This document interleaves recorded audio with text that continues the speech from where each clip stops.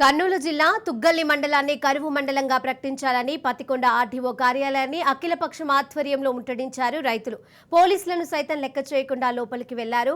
కరువు రైతులను ఆఫీస్ లోపలికి వెళ్లకుండా పోలీసులు అడ్డుకున్నారు. కేంద్ర కరువు బృందం తుగ్గల్లి మండలాన్ని పరిశీలించిన తర్వాత కూడా కరువు మండలంగా ప్రకటించకపోవడం సిగ్గుచేటని అన్నారు రైతు సంఘం నాయకులు. చుట్టుపక్కల ఉన్న అన్ని మండలాలను కరువు మండలాలుగా ప్రకటించి తుగ్గల్ని ప్రకటించకపోవడం ఏంటని ప్రశ్నించారు. తుగ్గల్లి మండలం కరువు మండలంగా నివేదికను కలెక్టర్ ఆఫీస్ కు పంపించామని ఆర్డీఓ రామలక్ష్మి తెలిపారు.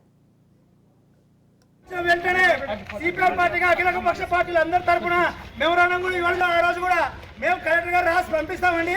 ఖచ్చితంగా తుగ్గల్లి మండలాన్ని కరువు మండలంగా వచ్చే వరకు మేము కూడా గట్టి ప్రయత్నం చేస్తామని ఆ రోజు మేడం గారు కూడా చెప్పడం జరిగింది.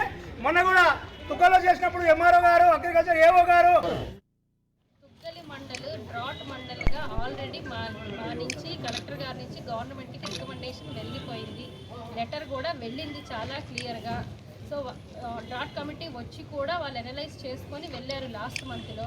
వాళ్ళ రికమెండేషన్ బట్టి తుగ్గలి మండల్ని డ్రాట్ మండల్గా డిక్లేర్ చేయమని మేమైతే క్లియర్గా ఆల్రెడీ చెప్పేసాం. త్రూ కలెక్టర్ కూడా వెళ్ళిపోయింది. మీకు ఇప్పుడే కాపీ కూడా చూపిస్తాను.